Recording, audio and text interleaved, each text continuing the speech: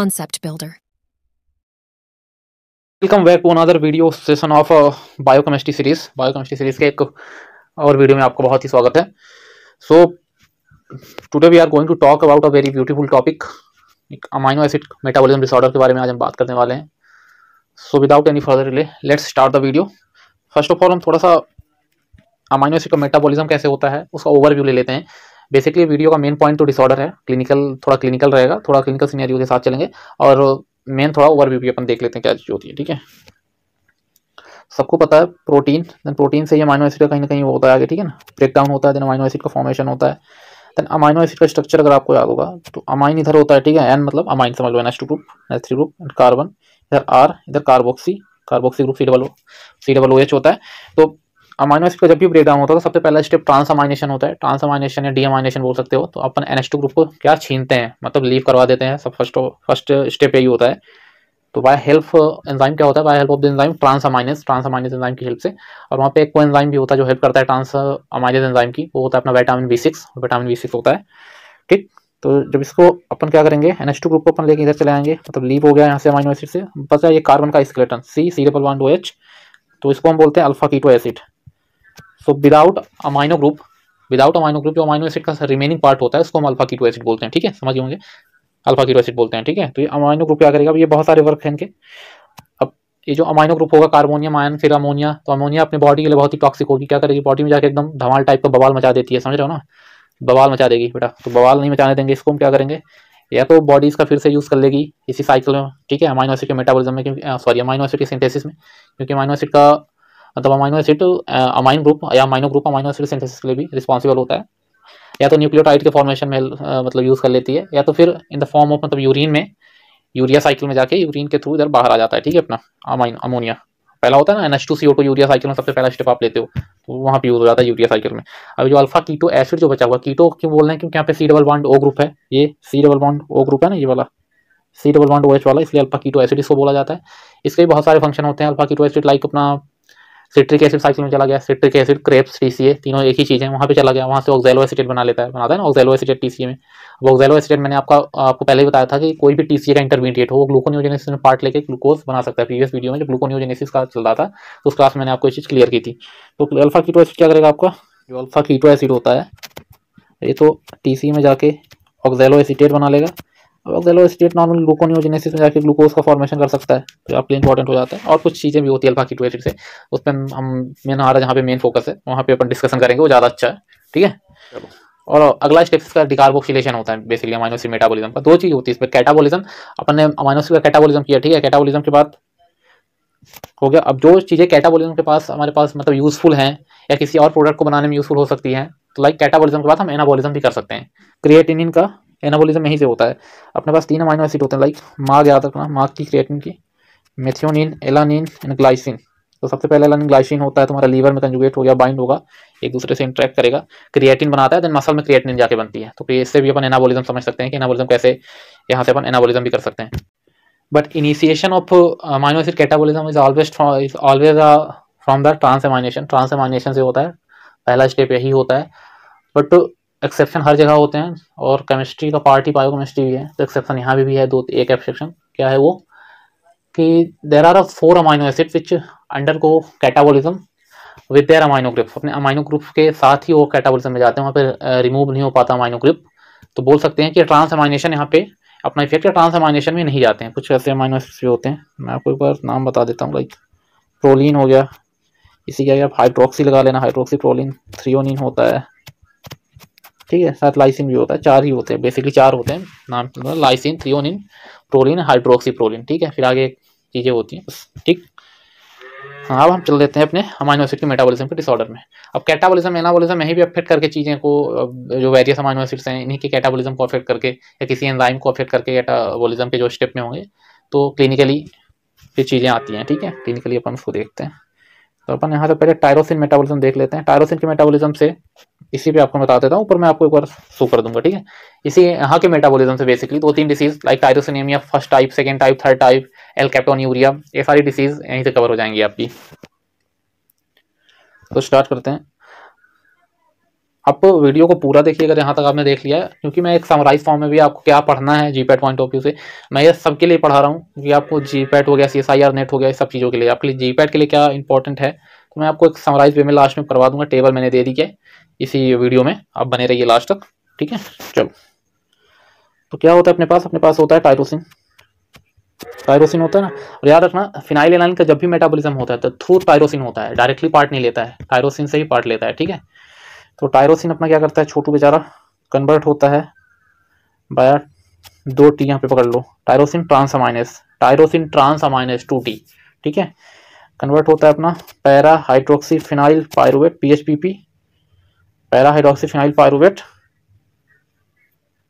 इसका सबस्ट्रेट इसमें कन्वर्ट हो गया, ठीक है। Then it convert into the, अब ये सबस्ट्रेट पहले लिखती ना, क्योंकि अपन एंजाइम का नाम लिखने से पहले सबसे पहला जो लिखते हैं वो सबस्ट्रेट होता है। अब सबस्ट्रेट यहाँ पे लिखना, फिर एंजाइम नेम डाईऑक्सीजनेस एंजाइम नेम होता है, और फिर कन्वर्ट होता है होमोजेनेटिक एसिड वगैरह में कन्वर्ट होता है, ठीक है। देख लो ये चीजें यहाँ पे, ये टायरोसिन है, टायरोसिन ट्रांस अमाइनेस से कन्वर्ट हुआ पैरा हाइड्रोक्सी फिनाइल पायरुवेट में। Then it can convert via dioxygenase enzyme homogentisic acid में कन्वर्ट होता है। देन होमोजेंटिसिक एसिड जो है via help of homogentisate oxidase की मदद से मैलिल एसिटोएसिटेट में कन्वर्ट होता है, मैलिल एसिटोएसिटेट में कन्वर्ट होता है। Then isomerase cis trans isomerase होता है, वहां से फ्यूमराइल एसिटोएसिटेट में कन्वर्ट होता है तुम्हारा मैलिल एसिटोएसिटेट। देन तुम्हारा fumaryl acetoacetate via help of fumaryl acetoacetate hydrolase it can be convert into two part में सेपरेट होगा, फ्यूमरेट एंड एसिटोएसिटेट, यहाँ पे कन्वर्जन हो जाता है। ये टायरोसिन मेटाबॉलिज्म, टायरोसिन कैटाबॉलिज्म का पूरा पाथवे होता है, मेटाबॉलिज्म कैटाबॉलिज्म सेम थिंग, ठीक। तो अब देख लेते हैं डिसीज कहाँ कहाँ फिट करेगी, ठीक है। फर्स्ट डिसीज अपनी होती है tyrosinaemia, just a minute. First disease होती है अपनी कौन सी, टायरोसिनेमिया टाइप 1, टायरोसिनेमिया टाइप 1, ठीक है। देन टाइप 2, टाइप 3, मैंने आपको यहाँ पे नाम बता दिया, मैंने 1 2 3 ऐसे करके करवा दूंगा ऊपर, ठीक है। अब देखो बेसिकली जो टायरोसिनेमिया टाइप 1 होता है वो ये वाला जो एंजाइम है, इस एंजाइम को अपने अफेक्ट करता है, ब्लॉक करता है, इनहिबिट करता है बोल सकते हो, डेफिशिएंसी होती है इस एंजाइम की, ठीक है। टायरोसिनेमिया टाइप 1 में इस एंजाइम की डेफिशिएंसी होती है, वो होती है अपना फ्यूमेराइल एसिटोएसिटेट हाइड्रोलेस, फ्यूमेराइल एसिटोएसिटेट हाइड्रोलेस के एंजाइम की डेफिशिएंसी की वजह से टायरोसिनेमिया फर्स्ट होता है, ठीक। अब टायरोसिनेमिया फर्स्ट, अब ये एंजाइम की अगर डेफिशिएंसी हो जाती है तो क्या होगा अपना, अब ये एंजाइम की अगर अपनी डेफिशिएंसी होती है तो फ्यूमेराइल एसिटोएसिटेट जो होता है, फ्यूमेराइल एसिटोएसिटेट क्या हो जाता है, इसका एक्यूमुलेशन स्टार्ट हो जाएगा, एक्यूमुलेट होगा ना बेटा, एक्यूमुलेट हो जाएगा, एक्यूमुलेट होके क्या करेगा, कि सक्सिनाइल, जस्ट एक्यूमुलेट होके सक्सिनाइल लैक्टोन बनाएगा, क्या बनाएगा, सक्सिनाइल लैक्टोन। अभी तुम्हारा सक्सिनाइल लैक्टोन होगा, it is a very toxic, मतलब टॉक्सिक होता है, it is a very toxic to liver, liver की पैरेनकाइमल सेल्स होती है उनके लिए, and also renal, that is the reason also known as hepato renal syndrome, इस डिसीज को हम otherwise this disease also called as hepatorenal syndrome, ठीक है। अब फिट करता है, ये चीजें होती हैं, अगर हुआ तो फिर अब जानते हो अगर लीवर को फिट कर रहा है तो कहीं ना कहीं और डिसीज साथ में जो कोरिलेटेड डिसीज होंगी, लाइक अगर लीवर को फिट करेगा तो उसकी जो बिलीरुबिन को अपटेक करने की कैपेसिटी होती है लीवर की, वो भी कहीं ना कहीं डिक्रीज होती है, तो फिर अपना अनकंजुगेटेड जो बिलीरुबिन होगा लंबे टाइम के ब्लड में रहेगा, तो चांसेस है जॉन्डिस के, ठीक है। और लीवर सिरोसिस, मतलब लीवर से जितनी भी डिसीज हैं, लीवर सिरोसिस हो गया, ये सारी चीजें हो सकती हैं आप, ठीक है। चलो, इसका हो गया, एक डिसीज हो गई। अब अपनी आएगी टायरोसिनेमिया 2, टायरोसिनेमिया 2। तो टायरोसिनेमिया 2 में अगर डिसीज में देखो तो 2 है ना, और इसके एंजाइम जो एंजाइम इसमें डिफिशिएंट होगा, उसके एंजाइम के डिफिशिएंट एंजाइम के नेम में भी 2T आएंगे। तो कैसे याद रखोगे, टायरोसिनेमिया 2 में 2 है, और उसके जो एंजाइम डिफिशिएंट है उसके नेम में भी 2 होगा, मतलब 2 T होंगे। तो क्या होगा अपना, टायरोसिन ट्रांस अमाइनेज, 2T है ना, टायरोसिन ट्रांस अमाइनेज 2 T होगा, ठीक है। देन अब क्या होगा, अब अगर इसका अगर डिफिशिएंसी हो गया टायरोसिन ट्रांस अमाइनेज 2 को, तो जो डिसीज मतलब होगी वो होगी टायरोसिनेमिया 2, ठीक। अब यहाँ पे अगर तुम देखते हो तो इसको अगर देखा जाए तो इसको रिचनर हैनहार्ट के नाम से भी जाना जाता है। सो 1 सेकेंड, टायरोसिनेमिया जो 2 होती है also called as Richner, RICHENER, Richner Hanhart disease के नाम से भी जाना जाता है। ठीक है, साथ में अपन इसको, क्योंकि आई को अफेक्ट करती है इसलिए इसको हम ओक्यूलोक्यूटेनियस सिंड्रोम भी बोलते हैं। स्पेलिंग के लिए आप परेशान होते हो ना, वर्ड पे जाना, मैं PDF आपको दे दूंगा, ठीक है ना। ओक्यूलोक्यूटेनियस सिंड्रोम बोलते हैं। मेरी जो अपनी कॉर्नियल होती है ना, उसका इरोजन कॉज करती है, जो कॉर्नियल इरोजन होता है, कॉर्नियल इरोजन कॉज करती है। नॉर्मली अपन लुब्रिकेटिंग ड्रॉप्स वगैरह यूज करके इसको ठीक कर सकते हैं। बाकी जो डिफिशिएंसी है उसको तो अपन रिकवर करेंगे। चलिए अब टायरोसिनेमिया 3 की बात कर लेते हैं। ठीक है, अब हम आ जाते हैं 3 पे। 3 पे जो होता है, तो ये जो अपना डाई ऑक्सीजनेज एंजाइम है, PHPP, para hydroxyphenyl pyruvate dioxygenase enzyme है ना, तो डाई ऑक्सीजनेज एंजाइम डिफिशिएंट हो जाता है टायरोसिनेमिया 3rd टाइप में। ठीक है, ये डिफिशिएंट होगा तो अपना PHPP का यही है कि बस एक्यूमुलेट हो जाता है PHPP। फिर PHPP के एक्यूमुलेशन की वजह से देयर सीजर होता है, इंटरमिटेंट सीजर होते हैं, साथ में अटैक्सिया वगैरह की प्रॉब्लम आ जाती है। ठीक है, ये सारे सिम्टम देखने को अपने को पेशेंट में मिलते हैं। ठीक, और हाँ बस एक तो और होती है इसमें एल-कैप्टोन्यूरिया। क्या होता है अपना? एल-कैप्टोन्यूरिया होता है। तो एल-कैप्टोन्यूरिया क्या करता है? एल-कैप्टोन्यूरिया में बेसिकली इस एंजाइम की डिफिशिएंसी होती है। कौन सी? होमोजेंटिसेट ऑक्सीडेज। होमोजेंटिसेट ऑक्सीडेज की डिफिशिएंसी की वजह से एल-कैप्टोन्यूरिया डिसीज का ओरिजिन होता है। ठीक है, आई होप यहाँ तक आपको क्लियर हुआ होगा। मैंने टेबल फॉर्म में आपको दे दिया है। फिनाइल कीटोन्यूरिया आपकी और कुछ डिसीजेज हमको मैं आगे करने वाला हूँ। ठीक है, लाइक फिनाइल कीटोन्यूरिया वगैरह। फिनाइल कीटोन्यूरिया जो है फिनाइल एलानिन हाइड्रोक्सिलेज से होती है। एल्बिनिज्म अपना टायरोसिनेज से होता है। MSUD maple syrup urine disease. Aliphatic branch chain amino acid, mainly अगर एंजाइम की बात की जाए तो branch chain amino acid dehydrogenase से होता है। ब्रांच चेन अमीनो एसिड कितने होते हैं ये देख लो। ब्रांच चेन अमीनो एसिड तो गाँव में फरारी ली, ठीक है, गाँव में फरारी ली मतलब ग्लाइसिन हो गया, एलानिन हो गया, वैलिन हो गया, ल्यूसिन हो गया, आइसोल्यूशन हो गया। ल्यूसिन एंड आइसोल्यूशन, ठीक है, ल्यूसिन आइसोल्यूशन कौन कौन से आपको हो गया? ग्लाइसिन हो गया, एलानिन हो गया, वैलिन हो गया, ल्यूसिन हो गया, आइसोल्यूशन। ल्यूसिन आइसोल्यूशन, ठीक है ना, इनकी अगर फिर हार्टनब में tryptophan amino acid. Tryptophan amino acid, क्योंकि ट्रिप्टोफैन अमाइनो एसिड आपको विटामिन याद होगा कि विटामिन B3 का डिराइव करने में भी इसका कहीं ना कहीं रोल होता है ट्रिप्टोफैन का।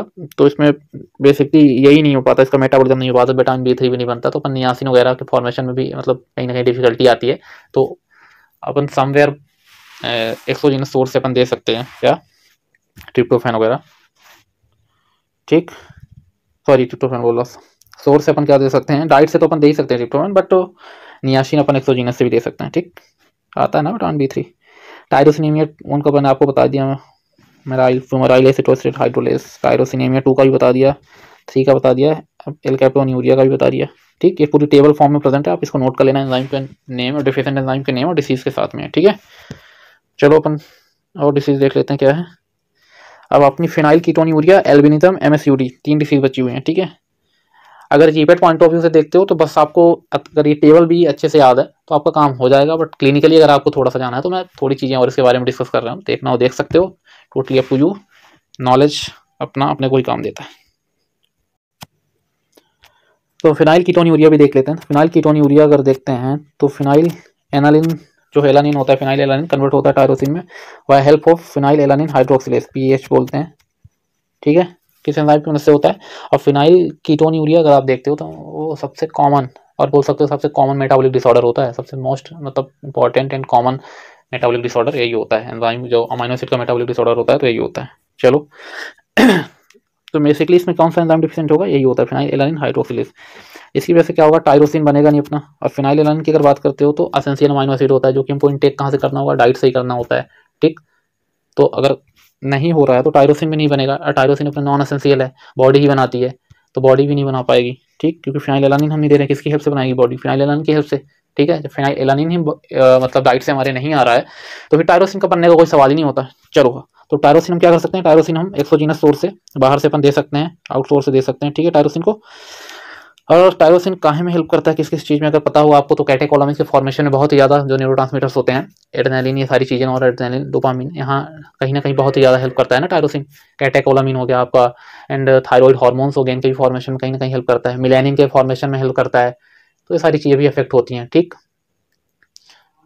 तो हाँ, ये सारी चीज़ें अफेक्ट होती हैं।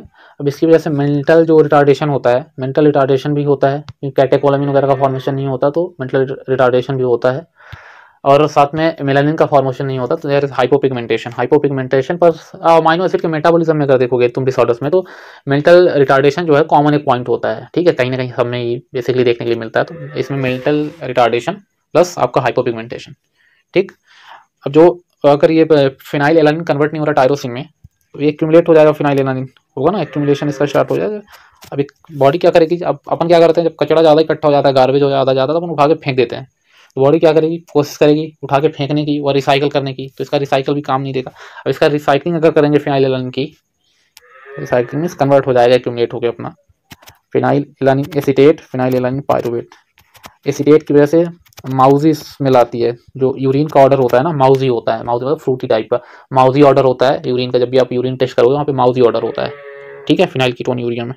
और फिनाइल पायरुवेट बोले तो FeCl3, मतलब ड्यू टू फिनाइल पायरुवेट के फॉर्मेशन से FeCl3 के साथ जो टेस्ट होता है, फेरिक क्लोराइड टेस्ट होता है, उसके साथ एक कलर डिटेक्शन करते हैं बेसिकली FeCl3 यूज़ करके, तो डायग्नोसिस में हेल्प करता है FeCl3 टेस्ट, ठीक है।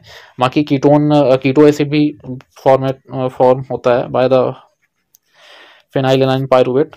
फिनाइल कीटोन यूरिया, इसका नाम कैसे पड़ा ये भी देख लेते हैं, इंटरेस्टिंग है थोड़ा सा। So previously there was a group of patient थे, उनका यूरिन टेस्ट किया गया तो उनमें एक कॉमन जो है तो प्रोडक्ट था अपने कीटो एसिड, ठीक है, कीटो एसिड कॉमन था, इसकी वजह से the name days of phenyl ketone urea. But later on जब उन्होंने देखा कि जब और रिसर्च वगैरह हुई, तो फिर उन्होंने फिनाइल एलानिन हाइड्रोक्सिलेज का पता लगाया कि इसकी डिफिशिएंसी की वजह से ये सारी जो कन्वर्जन रुकता है देन डिसीज ये होती है, ठीक है, समझ आया होगा आपको। आगे सम पिक्चर्स हैं, पिक्चर्स को मैं आपको शो करके दिखाऊंगा क्या चीज़ है। तो यहाँ पे अपन एल्बिनिज्म भी देख लेते हैं थोड़ा सा, एल्बिनिज्म मैंने डाली है, सेकंड,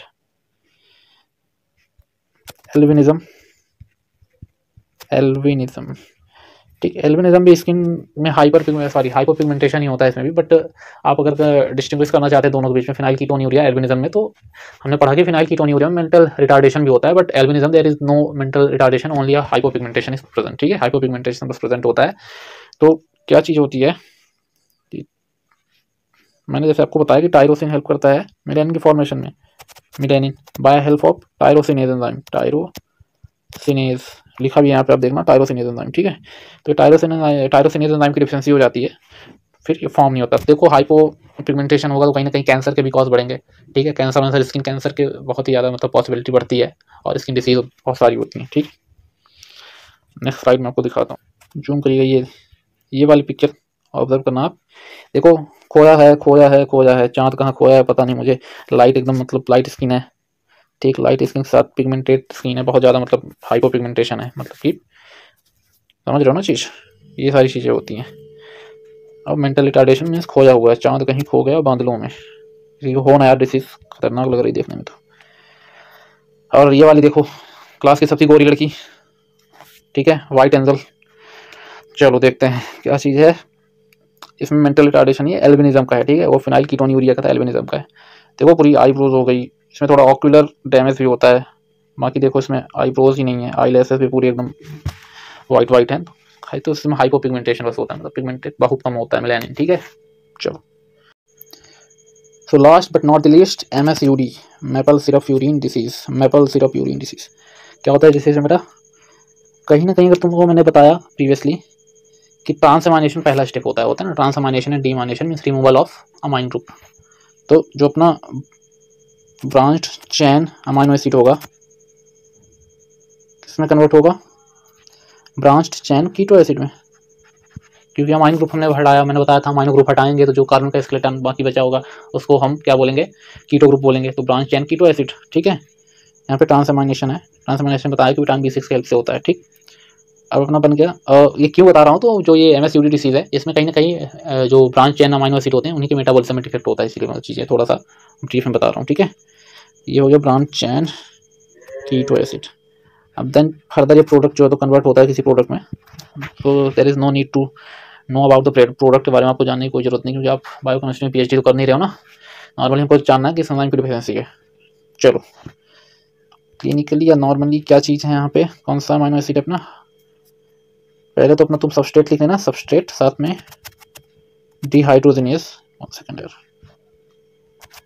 डिहाइड्रोजिनेज एंड डिकार्बोक्सिलेज को भी बोल सकते हो। सेकंड स्टेप डिकार्बोक्सिलेशन होता है, इसे डिकार्बोक्सिलेज भी बोल सकते हो। Branch chain keto acid, branch chain keto acid decarboxylase, branch chain keto acid dehydrogenase enzyme बोल सकते हो। ठीक, इसकी डिफिशिएंसी की वजह से सारी प्रॉब्लम स्टार्ट होती है। अब इसकी डिफिशिएंसी अगर हो गई तो क्या होगा, तो प्रीवियस जो प्रोडक्ट है कन्वर्जन नहीं होगा, तो there is the accumulation of branch chain amino acid and as well as branch chain keto acid, दोनों का एक्यूमुलेशन होगा। अब आप एक्यूमुलेशन होने की वजह से देयर इज मेंटल रिटार्डेशन। मैंने ये भी बता दिया आपको कौन कौन से अमाइनो एसिड ब्रांच चेन होते हैं ना। तो मेंटल रिटार्डेशन अगर बेसिकली देखा जाए तो किसी वजह से होता है, due to accumulation of the leucine. Leucine के एक्यूमुलेशन की वजह से होता है तुम्हारा मेंटल रिटार्डेशन। ठीक है, अब बहुत ही ज़्यादा हाई मोर्टेलिटी रेट होता है, मतलब डेथ बहुत ही, मतलब कोमा उसके बाद अगर जहाँ मेंटल रिटार्डेशन हुआ थोड़े टाइम के बाद अगर डायग्नोस नहीं हो पाता, चीज़ें नहीं पता चल पाती, तो फिर क्या हो जाता है, अपना कोमा में जाने का बहुत ज़्यादा चांस होता है। ठीक, और क्या चीज़ होती है, इसका जो यूरिन का ऑर्डर होता है ना बेटा, तो यूरिन ऑर्डर इसका क्या होता है, बर्न्ट शुगर लाइक होता है। बर्न्ट शुगर थोड़ा थोड़ा स्वीट होता है, समझ रहे हो। और ये due to the accumulation of isoleucine branch chain amino acid. Isoleucine जो ब्रांच चेन अमाइनो एसिड होता है उसकी वजह से होता है। ठीक है, ये सारी चीज़ें हैं। So hope you like the videos, make sure hit the like button and share the video, subscribe the YouTube channel and also report नहीं करना है चैनल का। ठीक है ना, चैनल का रिपोर्ट नहीं करना है भैया, सपोर्ट करो, व्यूज़ बहुत कम आ रहे हैं, ट्राई करो शेयर करने की। चैनल को सब्सक्राइब करें, अब तो वीडियो भी आ गया।